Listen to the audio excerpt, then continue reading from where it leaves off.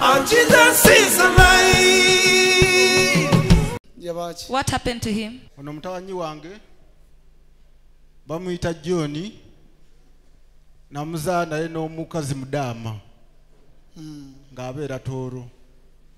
Kati bw'atuuka okutuusibwako ensonga eno waliwo neighbor ebintu bye yabuuka owa neighbor nga yasimbayo omuti ogwasooka n'agubuuka n'agenda abuuka ogwokubiri. Kati neighbor bw'abuuka ogwokubiri n'agenda abuuka ate yagenda okusanga ng'asangawo empeta gy'ateeseewo n'ajja agibuuka. Bw'abuuka empeta eyo n'egyemuyingira ekigere yayingirira awo. Kati bw'ayingira awo nakati era teyeetegeera tagira ki. Kati okubeera awo kusinziira bwe ndaba ebifa ku TV ku kibuli lunaku era nga izaako n'enkwata bw'oba nga waliwo by'obulya ku enjiri nkwata ku radio n'empulira bikimu okwekusituka olwaleero okujja mu kifo kino twaze naye lwabadde okosejjo n'antegeeza nti no waliwo emiti gye yatoola wa Pastor Iga wano n'asimba awantu we yasimba ono ng'akikuula ono ng'agenda akuulawo. Kati n'azzaawo omulundi ogwokubiri omuti ogwokubiri era ono n'ajja ki n'akuulawo. Okunyumiza okwange n'agamba nti ati omulundi ogunaddako ngenda akutega empeta ngenda kuleeta empeta nteekewo. Kati ono olwagenda n'abuuka empeta eyo n'emuyingira ekigere era tuzze naye ng'ajja kujja ano nti okujjako sina ngeri engeri empeta yayingirira wa? Where did it pass? Wano waawo. Era n'agamba nti eriyo omusawo yenna agenda kusobola okujjako nteekaamu transport n'omulwaddewo tugende owa Pastor Iga y'anaasobola okutaasa ekyo. Mwagenza okwegayirira neighbor basonyiwe n'abagamba mpozi tugende wa Pastor Iga. Mutabaniwo abadde n'empaka was so argumentative, ng'ayigganya emiti gya neighbor, uprooting the trees of the neighbor, era ng'agamba Pastor Iga mufere, saying Pastor Iga is a conman. Ko neighbor n'amutega empeta and the neighbor trapped him with a ring. Kiki ekyabaddewo? What happened? I feel the pain in my leg. Mpulira obulumi bungi nnyo. Lwaki obadde olinnya ku mpeta? Why were you stepping on the ring? Empeta yayingirira wa? Where did the ring pass? It entered right through here, this point.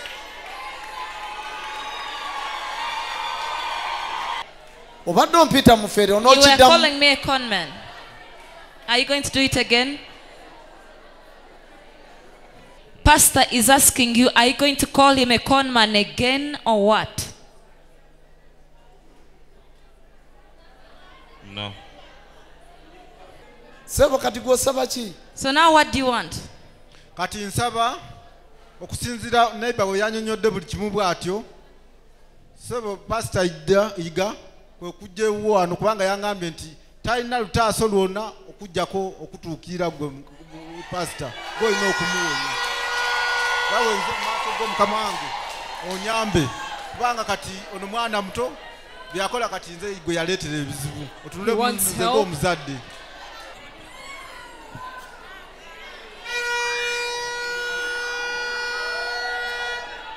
Mpite empete eyo okuvaayo. I call that ring to come out. Eve mu bulamu bwe. To come out of his Kitange musonyiwe. Forgive him, dear Father. Olwo olugezigezi tali luddamu. He's not going to Isaac like that again. Mpite empeta. I call the ring okuvaayo. to come out. Mpite empeta. I call the ring okuvaayo. to come out. Eveeyo. Let it come out. Eveeyo. Let it come out. Mpite empeta. I call the ring okuvaayo. to come out. Mpite empeta. I call the ring okuvaayo. to come out of his body. Come out. Vayo. You ring. Vayo. Come out. Vayo. Come out. Vayo. Come out. Vayo. Come out. Vayo. Come out. Vayo. Come out. Vayo. Come out. Vayo. Come out. Vayo. Come out. Vayo. Come out. Vayo. Come out. Vayo. Come out. Vayo. Come out. Vayo. Vayo. Vayo mu kugulu kwe. Get out of his leg. Yitira mu lubuto lwe. Go through his stomach. Sesemezebwa. Come out. Come out. Vayo. Come out. Vayo. Come. Hey. Come out. Throw it out. Come out.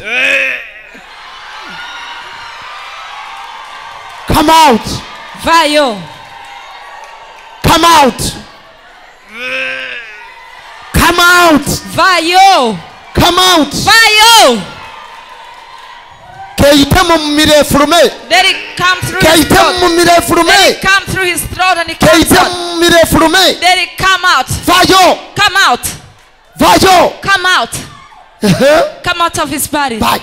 Come out of his body. Vayo. Come out. Vayo. Come out of his body. Vayo. Come out. Get out of his body. Get out of his body. Come out of his body. Furuma vayo mubiri kwe. Mumutuze. Make him sit. Mutuze. Make him sit. Come out. Furuma. Come out. Va mubiri gwe. Come out. Va mubiri gwe. Come out. Guvemu. Yetonze. Come. Come out. Yuri. Sesema. Right now. Throw it out. Vayo. Furuma. Vayo. Throw out. Throw out. Throw out. Jiseseme. Throw up. Throw up. Throw up. Sesama. Throw up. Sesame. Sesama. Come out. Vayo. Come out. Sesama. Come out. Sesame. Come out. Vayo. Come out. Vayo. Come out. Vayo. Come out. Vayo. Come out. Vayo. Come out. Jesus Christ. Hey.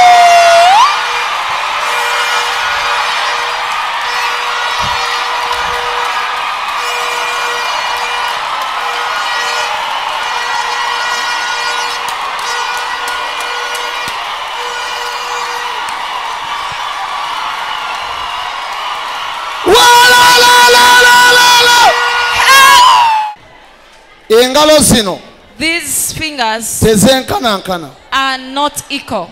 Nsobola okulabika nga muntu munno. I can appear like a fellow human being. Empeta osobola ogiraba nga zino eza You might bulijjo. see this ring as these normal ones of Naye every day, tomanyi kyama kigirimu. but you don't know the secret in the ring. Daba kye yakola okugulu. Look at what it did to his leg. Neewummula ekituli ng'agirinnyeeko It pricked a n'emuyingiramu. hole in his leg and it entered.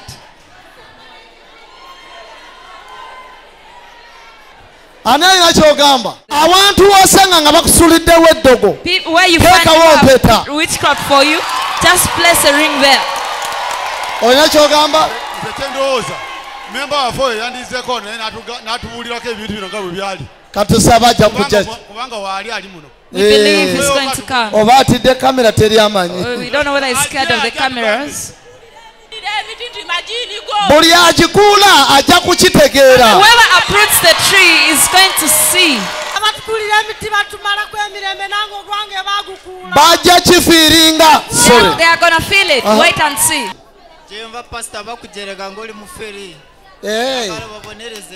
Kati obwe bufeere empyeta neyita mu kugulu neefuyita ne mu lubuto nesesemezebwa n'okugulu fe tukuzimbya. We even make the leg to swell. Wanki? Advise him.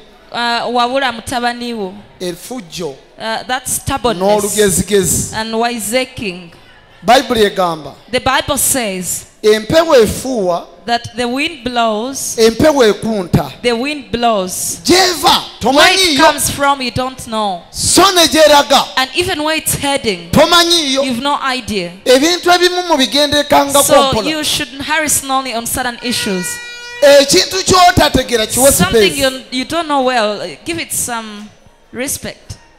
Kibanga omuntu bw'anakeera n'agamba nti nva mu maaso. It's like someone getting up one day and tells Ng'akutte you, leave ejjambiya. my sight, holding a Gwe panga. n'olowooza nti asaaga. And they think the person is joking.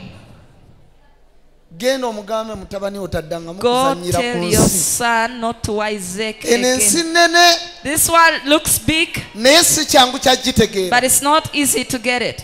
12 days Munaku 12. okugulu kujja kuba kukomya muno Your musaizi leg will have normalized back to its normal size. And Jesus is alive.